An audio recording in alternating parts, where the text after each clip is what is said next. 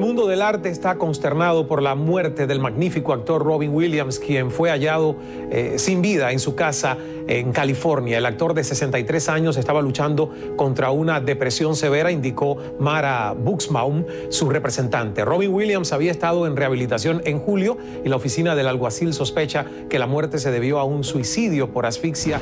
Porque estamos cansados de pedir inversiones y pedir 11 cláusulas económicas para definir y tener un salario digno, y aquí están ya los primeros resultados del llamado subliminar que mandó el presidente de la Asamblea Nacional y el diputado Osvaldo Vera de mandar grupos armados, entre ellos militares, que arremetieron contra un compañero hoy herido en la espalda a 1 metro de distancia, simplemente porque dijo queremos contrato ya. Un avión militar abanderado con los países del ALBA cumplirá la ruta Maiquetía-El Cairo, transportando medicamentos, agua potable, material médico-quirúrgico, alimentos no perecederos, ropa, cobijas, carpas, linternas, y la ayuda tendrá como destino hospitales y campamentos egipcios, donde se encuentran refugiados e internados cientos de palestinos. Según palabras de López, es prácticamente un paredón de fusilamiento. Un juicio sin pruebas, señores, es un monólogo de la Fiscalía, que no tiene ningún fundamento, que no tiene ningún sentido que esto pueda tener un acercamiento con la verdad. Si uno comienza a alar la cuerda, el mecate, desde el límite fronterizo, uno va encontrando toda una red de mafias de lado y lado de la frontera que llega incluso a nuestras instituciones. Bueno, nosotros tenemos que ser muy firmes en la lucha contra el contrabando y en el poder desmembrar por completo esas mafias. Estamos apelando nada más y nada menos que al Papa Francisco, que es el primer rebelde moral del mundo, para que nos ayude, para que intervenga directamente, para que hable con el gobierno y nos ayude a darle la libertad a esos compatriotas que están privados de libertad injustamente. El religioso de 75 años falleció en un hospital de Madrid donde recibía el mismo tratamiento experimental utilizado en los Estados Unidos. El misionero, quien se contagió del virus en Liberia, será cremado y no se le realizará la autopsia para evitar un contagio.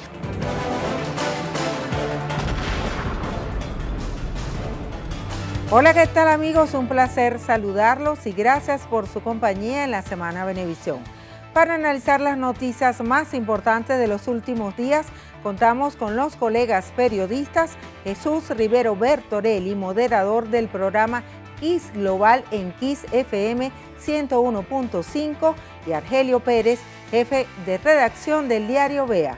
Bienvenidos, muchísimas gracias por estar aquí. Gracias. Gracias, Margarita.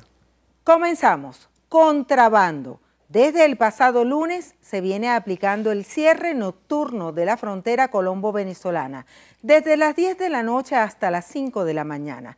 La medida se mantendrá por 30 días y su aplicación ha causado opiniones encontradas en los diferentes sectores que hacen vida en la zona. El gobierno señala que el objetivo es reducir el contrabando de gasolina y alimentos. Los puntos críticos son La Guajira y Cúcuta. Una línea: candados. El decreto presidencial para crear esta Comisión Nacional contra el Contrabando. Esta comisión que va a tener la conducción sistémica del combate a todas las mafias en todas las instancias y debe construir una política estructural para vacunar el país contra la práctica de esta burguesía rentística, parasitaria, especuladora del contrabando de extracción. Aquí hoy se agarraron más de 15.000 litros de combustible, más de 9.000 litros de gasoil, para poder decir que aquí hay soldados, Fuerza Armada Bolivariana, policía, la JVC y el pueblo decidido a respaldarlo. No se debe hablar de cierre, no hay un cierre, hay un control y hay unas horas de tránsito establecidas, de 6 de la mañana a 10 de la noche.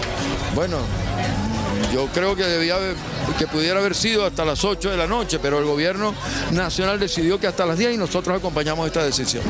Ir a la raíz del problema, porque no solamente el hecho está en que el producto o los productos pasen al otro lado de la frontera. También tenemos que identificar las corruptelas que puedan existir o que puedan estar enquistadas en nuestras instituciones. Pero muchos se oponen, de aquí para allá y de allá para acá.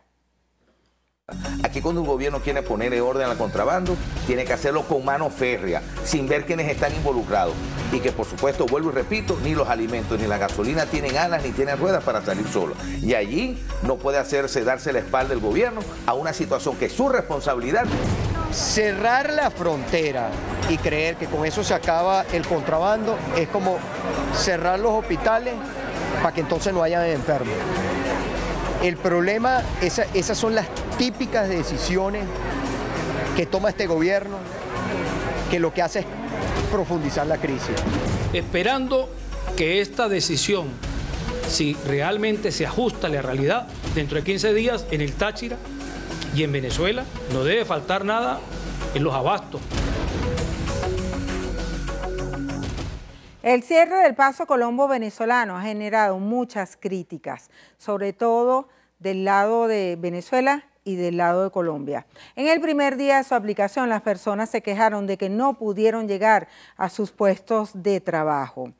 Venezuela pierde actualmente por el contrabando hacia Colombia una suma que asciende a los 5.400 millones de dólares.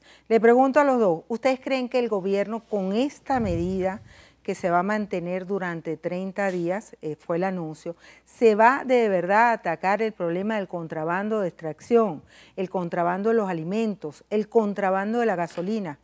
Jesús.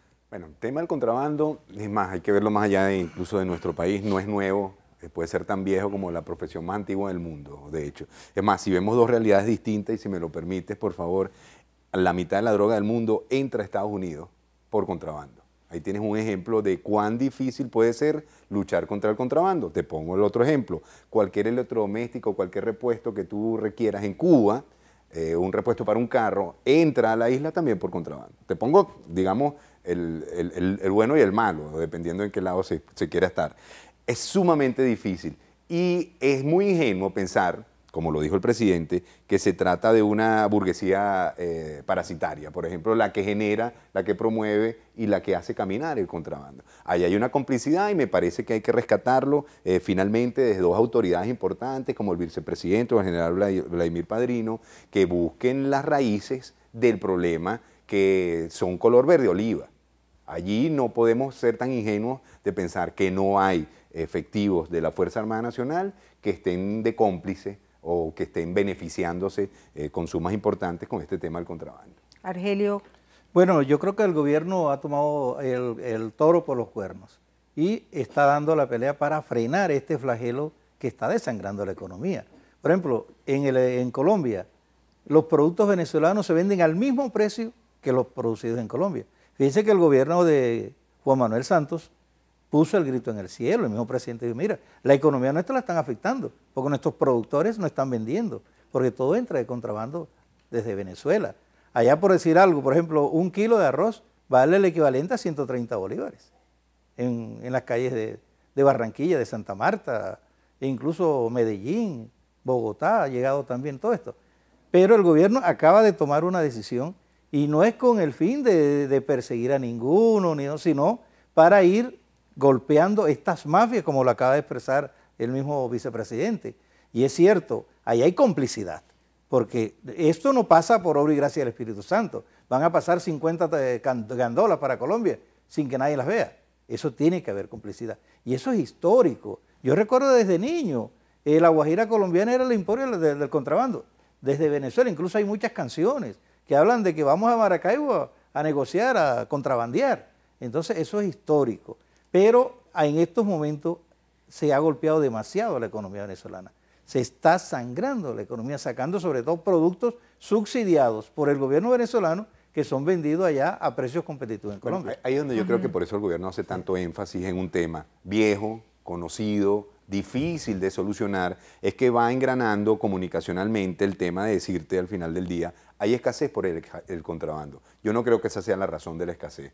realmente. Es más, habría que ver cuánto es realmente los productos que van en productos alimentarios y cuánto no es, por ejemplo, el grueso del contrabando debe ser gasolina, seguramente, donde está el grueso del negocio. En los decomisos de esta semana hemos visto productos, harina pan, claro, por supuesto. Hasta huevos que se encontraron en un galpón, denunciaron las autoridades. Ahora, si es por eso que no hay huevos, harina pan o leche o arroz en los anaquenes venezolanos, yo lo pongo en duda, ¿no? Claro, hay el negocio, que siempre lo ha habido, a veces del lado colombiano, que traen hacia Venezuela, dependiendo cómo esté el balance económico, y a veces es de Venezuela que va hacia Colombia. Uno a veces ve cantidades muy grandes, como un carro lleno, un camión, 2 camiones, pero que cuando va sumando en lo que es la economía de un país, eso no es la merma por la cual no encuentras en el anaquel el producto. Por supuesto que mientras más cristalino sea el paso entre las fronteras, vamos a ser beneficiados todos, obviamente, pero hay que llegar, en efecto, como lo había anunciado y lo anunció, a la raíz del problema, como se dice siempre en Venezuela y en muchas otras partes del mundo, caiga quien caiga y hasta sus últimas consecuencias. Fíjense, en la primera noche del cierre del paso hacia Colombia se incautaron 1.000 toneladas de comida en la frontera. ¿Cómo ven ustedes? ¿Se tomó en cuenta las personas que hacen vida en las zonas limítrofes? Porque ese es otro punto. Hay personas que viven en el Táchira, en San Cristóbal, y trabajan en Cúcuta, o viceversa, y del mismo lado de La Guajira. Y también escuchábamos testimonios de estudiantes venezolanos que van a Cúcuta y viceversa. Fue una medida que no tomó en cuenta a las personas que hacen vida en esa zona limítrofe, Argelio. Bueno, de pronto no se hizo el análisis profundo de esta situación o tomó desprevenidas a las personas en esta decisión. Pero me imagino que se está tomando las medidas, incluso ya el gobernador Arias Cárdenas dijo de que se está restringiendo, pero las personas pueden, con un permiso especial, si demuestra que es estudiante, si demuestra que trabaja del otro lado, porque el grueso de la medida apunta es a los vehículos, al transporte de cargas, a las camionetas que a veces pasan repletas de contrabando, de comida sobre todo, pero a las personas en sí se les va a dar un trato humanista, se le van a reconocer sus derechos y no creo que vayan a obstruirle el libre paso hacia la frontera. El contrabando abarca el 40% de los alimentos que se producen en Venezuela. 17.000 efectivos fueron desplegados en la zona. Es una toma militar prácticamente. Sí. ¿Tú qué opinas? Número importante, Vital. Bueno, reitero que siempre que sea para el beneficio, excelente. Ahora, el gobierno siempre de repente descubre unas cosas que ya todo el mundo sabía, entonces hace todo un movimiento comunicacional, todo un tema, que ha sido la estrategia que por cierto le ha resultado. Ahora resulta que un buen día abrieron los ojos y dijeron, ¡ah, Dios mío, hay contrabando! Entonces son 17.000 efectivos. Sin embargo, se celebra, ¿no?, la medida. Ahí no se termina de cuadrar y precisar, porque no debería afectar en nada a la persona común y corriente, de a pie. Al ciudadano común. No seguir cayendo en esa mala costumbre que tenemos en Venezuela, por cierto, desde hace décadas, de que todo el mundo es culpable hasta que comprobemos lo contrario. O sea, cuando hay algo malo, lo que se aplica es, bueno, como todo el mundo es culpable, entonces todo el mundo tiene que hacer la cola para pasar la frontera, perder el tiempo, perder las clases o algo. Deberíamos de una vez hacer un cambio histórico en el país y que todos seamos inocentes hasta que se compruebe lo contrario, como bien dice la ley. Aquello de que pagan justos por pecadores. Llegó el momento de hacer nuestra primera pausa. Nos pueden escribir y ofrecer sus opiniones @ La Semana Bebé. Al regreso, por los caminos verdes.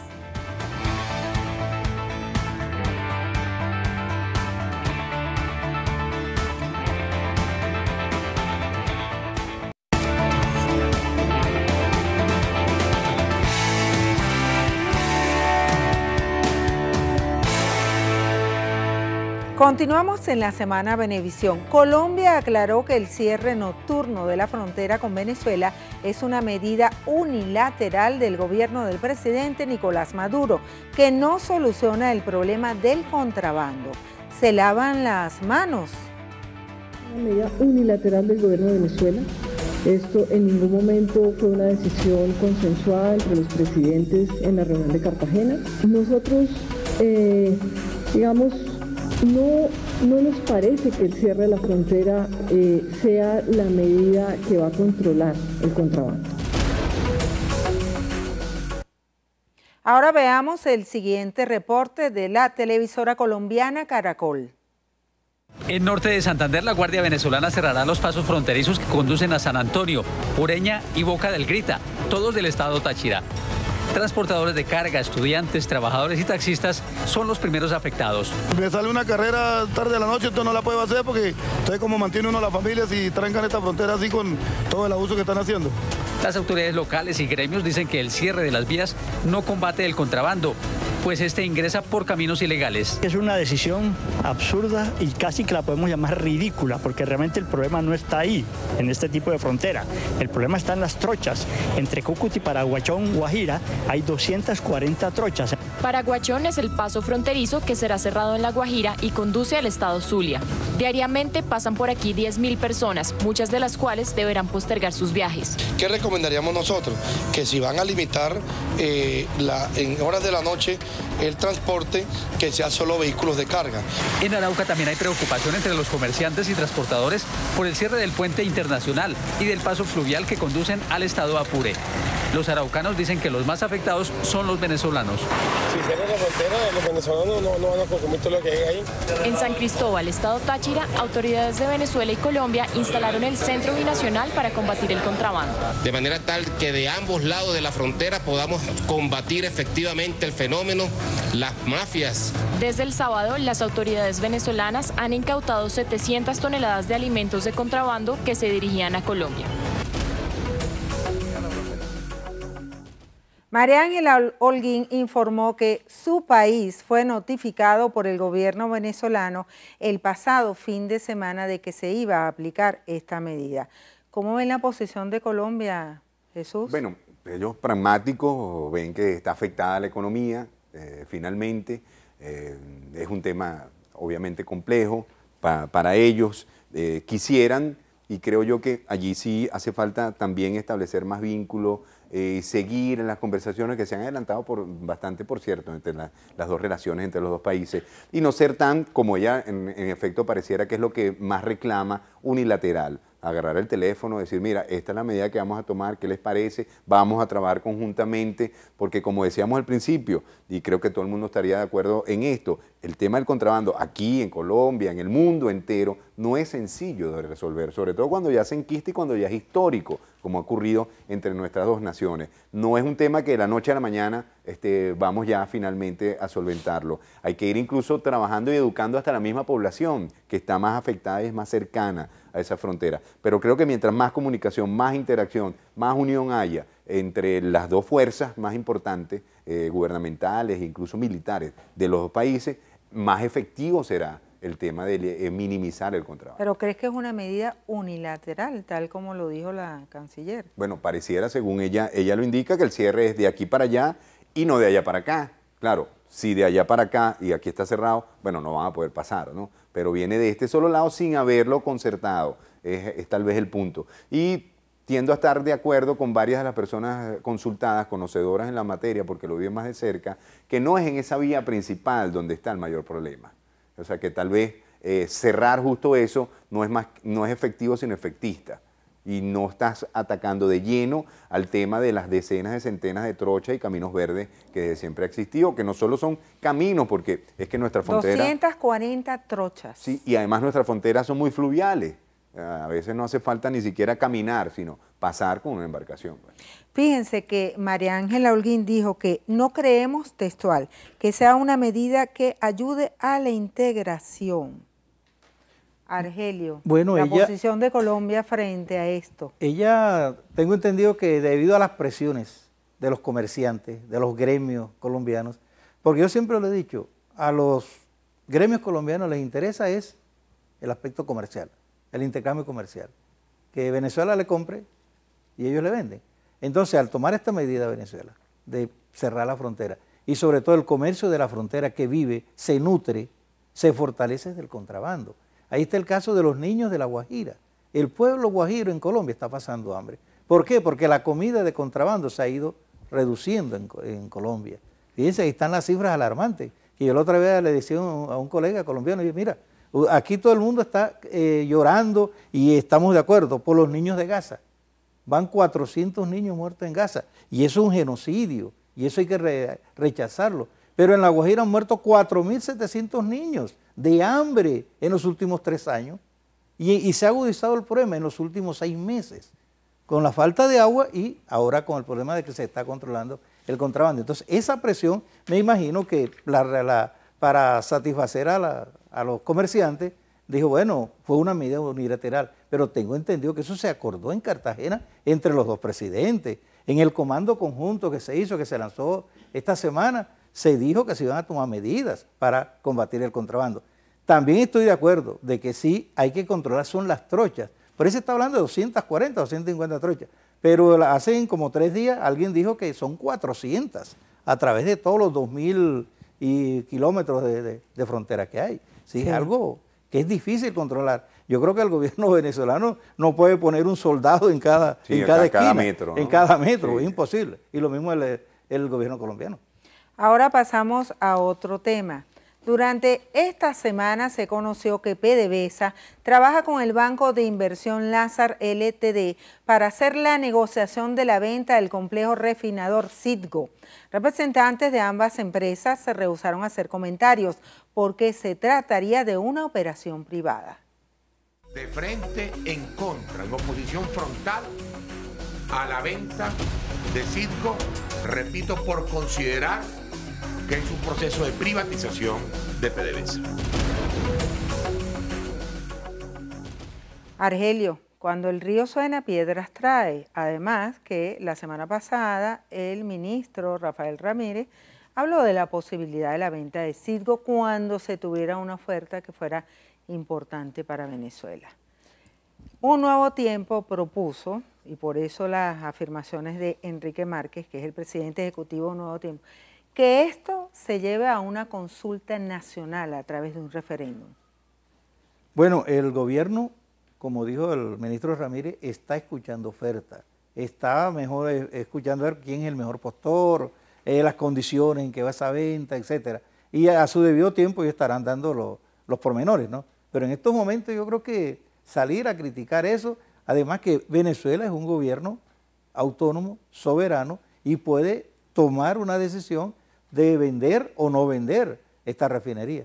Si él dijo de que se está estudiando, más adelante me imagino que dará oficialmente, tomará la decisión y dará la noticia. Yo creo que de estar especulando vamos a esperar. Lo que pasa es que los amigos de la oposición especulan demasiado y cualquier cosa que haga el gobierno es malo. Entonces están diciendo de que la van a regalar, de que por qué se va a vender en estos momentos, que porque el gobierno está quebrado, no sé. Es una decisión que puede que ha tomado el gobierno. Yo siento que es sumamente importante, pues se trata de nuestro máximo patrimonio. Porque uno a veces cae también en el discurso del gobierno, Citgo será Citgo en Estados Unidos, pero vamos a ser muy francos, eso es PDVSA, eso es nuestra industria petrolera, esas son nuestras refinerías y además un punto de llegada de nuestro petróleo. Importante, ¿es buen negocio? ¿No es buen negocio? Creo que lo más destacado es que nos vamos a enterar de qué hicieron una vez que ya esté listo el cheque y firmado, y ya está en Gaceta, por llamarlo de alguna manera. Es decir, el día después de que haya vendido Citgo. Y esa es la gran queja que uno tiene que hacerle, no a este gobierno, a cualquier gobierno en cualquier parte del mundo. Así no hacen las cosas, por ejemplo, que les ha dado tanto éxito y resultado en Noruega. Este es un gobierno que se dice protagonista o que tiene un pueblo protagónico. Vamos a protagonizar una gran consulta, que no tiene que ser, por cierto, con factores políticos de la oposición, donde a lo mejor el ruido y la cosa y tal, y no salimos de ahí, pero échenos el cuento, cuánto costó, cuándo se pagó, qué se hace con esa refinería, para qué sirven al país. A lo mejor me echan el cuento completo y digo, oye, mira, ¿sabes qué? Es mejor, vamos a venderla. No estamos haciendo nada con eso. El tema es la opacidad, el misterio, el secretismo. Y honestamente, nosotros tres estamos hablando de eso. Yo creo que eso hace rato que está cerrado ese negocio. Hacemos una pausa muy corta y en breve volvemos, no se aparte de nuestra sintonía en Twitter, @lasemanabebé. Al regreso, separación de cuerpos.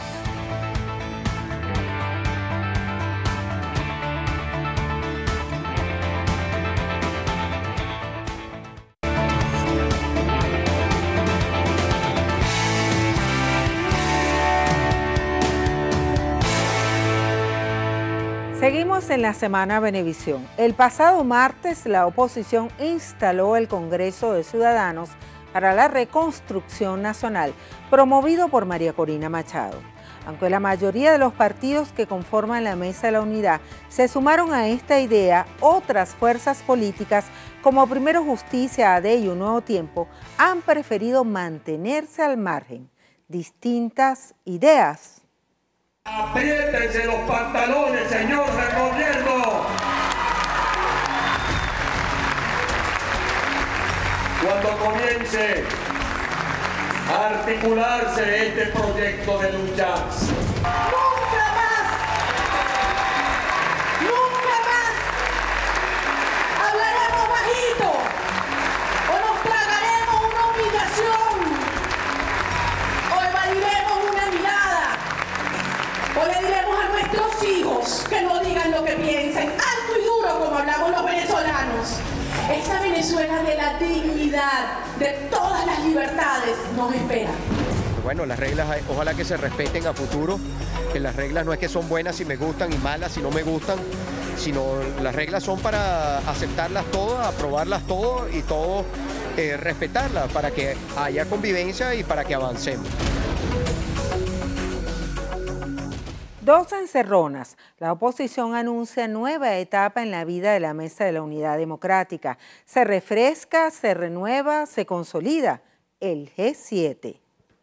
Hoy, de modo unánime, los 25 partidos que hacemos vida dentro de la Unidad Democrática hemos aprobado un documento estratégico que para nosotros es fundamental. Nosotros nos hemos planteado una metodología que comienza por la discusión del asunto estratégico, cosa que hemos iniciado hoy. La Mesa de la Unidad acordó crecer hacia afuera y se trazan un objetivo fundamental con miras a las elecciones parlamentarias del 2015. ¿Cómo ven ustedes en estos momentos la unidad? Y sobre todo, ¿estos congresos ciudadanos son un nuevo partido político?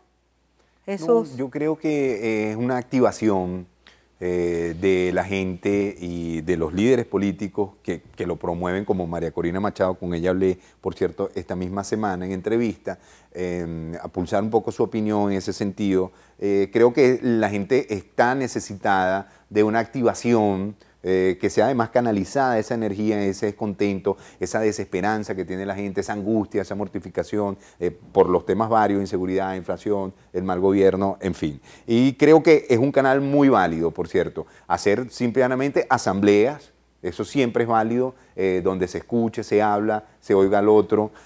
Además creo que al final la unidad está bastante clara en cuál es la meta, pero creo que deberían ser más francos con la gente, toda la unidad entera, toda la unidad democrática, de que en efecto ya se están perfilando los caminos para ir a las elecciones de las asambleas de parlamentarias dentro de un año. A veces siento que en la oposición falta un poco el tema porque hay mucho partidario de la oposición, no político de la oposición, que no está muy de acuerdo con el tema electoral, porque no está claro, por cierto, en el país están vencidos los periodos de los rectores, se tiene esa sensación de que se maneja mucho de parte del gobierno todo el tema electoral, y hay gente desanimada de forma casi natural por las elecciones. Ahí sí creo que la oposición toda debe ser más enfática, más franca, más abierta y correr el riesgo, porque el político que no corre riesgo, pues no sé, venderá helado o hará otro tipo tiene que correr el riesgo, decirle, se monta en este carro conmigo porque vamos a unas elecciones parlamentarias. ¿Tú crees que Capriles está tratando de deslindarse un poco de estos congresos ciudadanos cuando dice que todavía forman parte como de una élite y hay que ir a los barrios, la oposición tiene que ir a los barrios para ganar la simpatía de los electores? Son matices en la oposición, no sé qué pensará Argenis en ese sentido. Por cierto, Capriles ha sido constante en ese discurso, que tiene años diciéndolo, que hay que profundizar más, hay que llegar todavía a más gente, ese es el gran éxito, el gran logro, hay que convencer al que pueda estar todavía pensando que el gobierno es una buena opción. Hay matices en la oposición, de hecho yo lo celebro, no me gustaría que la oposición fuera precisamente como lo que más le critico al gobierno. Tú haces, tú dices, tú coges línea, tú tal, tú sumiso, calla la boca y hace. Sino bueno, ahí diferente. ¿Están todos exactamente de acuerdo en cuál es el matiz? No, pero sí están de acuerdo en que van como unidad. Eso no le debe caber la duda a las personas. Me gusta mucho la opinión de Capriles y coincido con él, porque fíjate, ¿dónde fue el Congreso de la Asamblea Ciudadana? Donde la oposición tiene 80% de los votos. No, ya no sigas hablándole tanto a esa gente. Síguete metiendo Venezuela adentro, pues, en la Venezuela profunda, en esa a la que le hace falta que llegue tu mensaje. Argelio, ¿qué une y qué divide a la oposición? Bueno, la une el desprecio, el odio hacia el gobierno bolivariano. Eso, antes era hacia el comandante Chávez, ahora es hacia Nicolás Maduro. O sea que lo han desprestigiado, han dicho de todo de Nicolás Maduro. Sin embargo, él sigue ahí, sigue luchando, sigue tratando de enderezar el camino y sacando adelante el país, con todas las dificultades que tiene, del orden económico, de todo lo que conocemos. Y divide la soberbia, el orgullo, el protagonismo. Todos quieren, hay mucho cacique y poco indio, como decíamos anteriormente.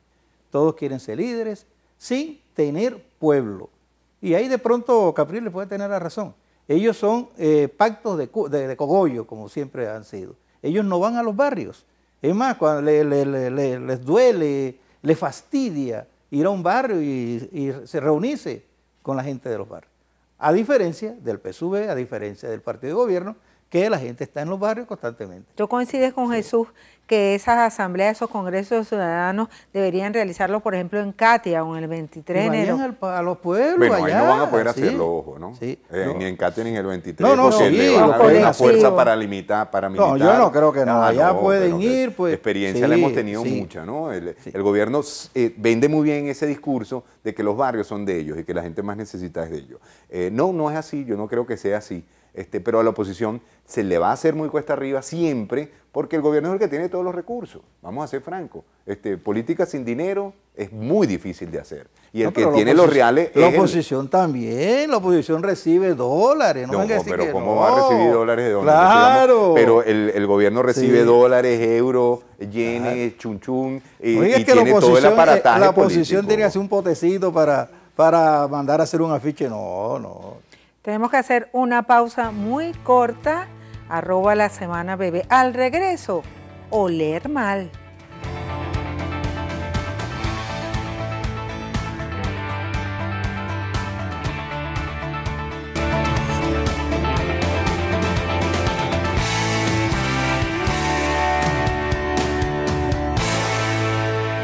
A la casa. Los consumidores recorren farmacias, tiendas y supermercados para adquirir productos de higiene personal y aseo del hogar. A veces hay suerte, en otras ocasiones hay que acudir a los buhoneros y pagar hasta 3 veces más por el artículo. La frase, no hay.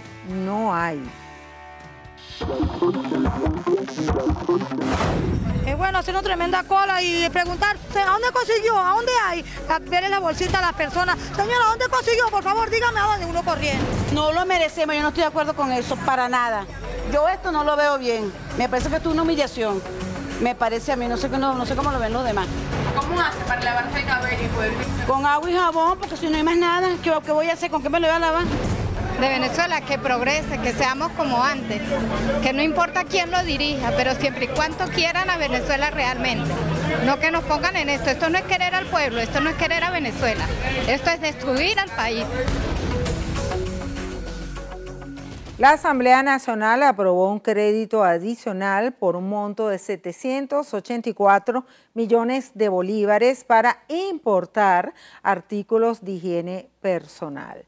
¿Cómo ven ustedes esta situación cuando las empresas locales han manifestado que hay un retraso en las divisas? No se las han dado y ahora va a ser una sola empresa, Subinca, la que va a tener la responsabilidad de importar estos productos. Era una historia que ya tenía el final anunciado, porque en los últimos años hemos venido, pasa que entre tantas noticias desesperantes o muy urgentes, a veces las importantes no nos detenemos. Pero en los últimos 12 años, empresas de esta área, de este ramo, han venido diciendo, nos vamos. Empresas muy grandes, empresas medianas, empresas chiquitas. Eso para empezar, porque bueno, el jabón o los productos de primera necesidad o de higiene no son tan complicados de realizar, pero pareciera que ya no tenemos quien los haga en el país. Eso es grave. Además pudiera motorizar mucho más la economía que nos hace falta. A mí me encantaría escuchar al gobierno en vez de decir, claro, tiene que solventar el problema y por eso tiene que meterle real ya a un barco lleno de champú, por llamarlo de alguna manera, o de jabón. Pero sería muy bueno que no fuese el dinero en dólares en un barco, sino en una fábrica, en empresas. Incluso, en varias para que además haya competencia. ¿Cómo no? Y además que lo pueden hacer. Y no consigan en el mercado un solo producto, una sola marca. Personas que pueden estar necesitadas de ese trabajo, por cierto, son semi-artesanales muchas de estas compañías. No tiene que ser tampoco una multinacional. Aunque si viene la multinacional también debería ser bienvenida, como ha sido bienvenida en otras partes del mundo. O sea, no tenían por qué haberse ido en primera instancia. Allí lo estamos pagando y es el tema de que se veía venir. Y no lo solventaremos con una carga, con estos dólares que se le van a dar a estas empresas, pero hay que pensar en la Venezuela de mediano y de largo plazo. O sea que no tiene, si no faltó nunca, o muy pocas veces, faltaba la marca que a ti te gustaba, porque es que ahora no hay nada. Argelio. Bueno, el gobierno... Fíjate que 1 litro de acetona, que no se consigue casi en el mercado, cuesta 600 bolívares. Bueno, eso forma parte de la guerra económica que dice el gobierno.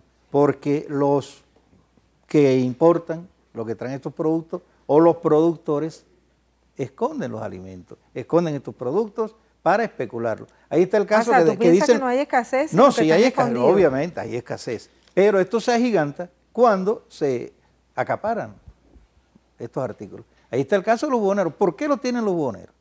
A 3, 4 veces más.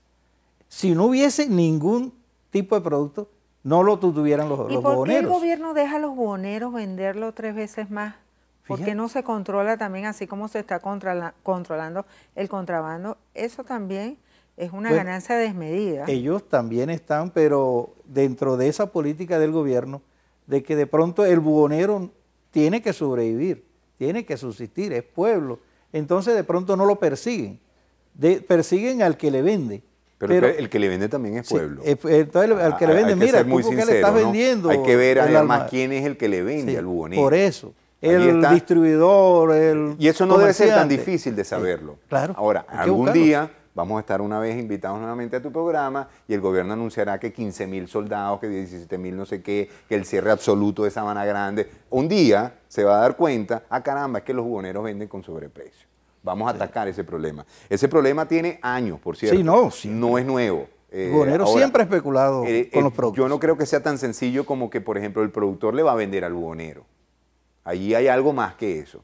No, el productor, me imagino que la cadena, el que comercia, el del centro de acopio, entonces para ganar más, le vende el buhonero. Pero ese control lo tiene el gobierno a través de las guías. Seguimos con otro tema también importantísimo. A partir del próximo lunes 18, los estacionamientos trabajarán desde las 8 de la mañana hasta las 6 de la tarde y están dispuestos a reconsiderar la medida si la tarifa sube a 10 bolívares la hora. Por otra parte, este viernes entró en vigencia el segundo aumento en el pasaje para rutas urbanas e interurbanas, 15% más sobre ruedas. Nos afecta en el sentido de que no recibimos una contraprestación por lo que nos estamos pagando, es decir, pagamos 15% más, pero nos encontramos de que el parque automotor de rutas extraurbanas tiene un 40% de las unidades en los estacionamientos, no tiene mantenimiento. Hasta este momento pésimo, por ejemplo, nosotros ya tenemos reportes de Maracaibo, Barquisimeto, San Cristóbal, Apure, Puerto Ayacucho, El Oriente, en el caso de Guiria, que no hay forma ni manera de transporte público. Desde el año 2012 no se incrementaba el precio del pasaje, de los pasajes. Pero Argelio, si esto es ahora, ¿cómo se haría cuando se incremente la gasolina? ¿Habría que hacer un nuevo ajuste? Bueno, yo creo que no, porque la gasolina, ¿cuánto va a incrementar la gasolina? Póngale usted 2 bolívares.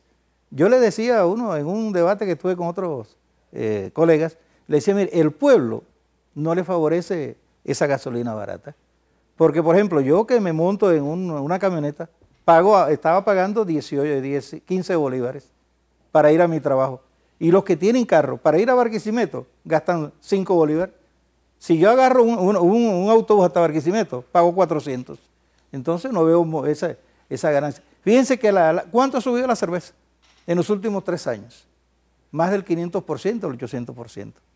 En los refrescos. Y la gente la paga. Y la gente lo paga y hace colas para comprarla. Yo estoy de acuerdo en eso. Entonces el pueblo yo creo que no va a incidir mucho ese aumento de los pasajes. Tiene que haber esa libertad bien entendida, no un libre mercado, pero sí una libertad. Es que siento que el gobierno sigue cayendo en el error de alguna forma termina obstruyendo la economía, la termina paralizando por el tema de los controles excesivos. Hace falta más que tanto control, un poco más de diálogo, de sincerar. Bueno, mira, la gente que maneja las unidades de transporte también tiene el derecho a aspirar a una vida un poco mejor, a que el dinero le rinda, hay una inflación generalizada. El gobierno va a tener que pagar en algún momento ese costo de dejar que las cosas suban mucho de precio. Es la única manera del puente, del trampolín de la economía, hasta que va a llegar un momento en que se nivela. Porque si lo sigue presionando hacia abajo, tratando de que nada suba, las cosas se le exponencian. O la terminas encontrando por los caminos verdes, como hablamos hace rato los jugoneros, a 100, 200 veces el precio teórico que pueda tener. Hay muchos casos, los carros, por ejemplo, ni existen, las motos, repuesto de lo que te busque, aceite para el vehículo, no lo encuentras. Y la clave está en que el gobierno sigue obstinado en el tema de excesivos controles. Bueno, lamentablemente llegamos al final de la Semana Venevisión. Gracias a nuestros invitados y a ustedes por su compañía. La cita es para el próximo sábado a las 11 de la noche. Nos despedimos con Ricardo Arjona y el tema Lo poco que tengo. En el video participa la modelo venezolana Norelis Rodríguez. ¡Feliz domingo! Yo tengo una guitarra vieja, preñada con esta canción. Amigos que nunca aconsejan y un beso a mi disposición. Lo poco que tengo es tan poco que vale 1.000.000. Yo tengo el aire que respiro y el mar todito para mí. Amores viejos y suspiros, y si alguien dice no, yo sí. Lo poco que tengo es tan poco que es tan bien para ti. Las huellas de tus pies descalzos, el humo de la cafetera, 3 cuadros surrealistas falsos, tu risa que trae primavera, aunque el tiempo esté fatal. Lo poco que tengo es tan poco, pero es esencial.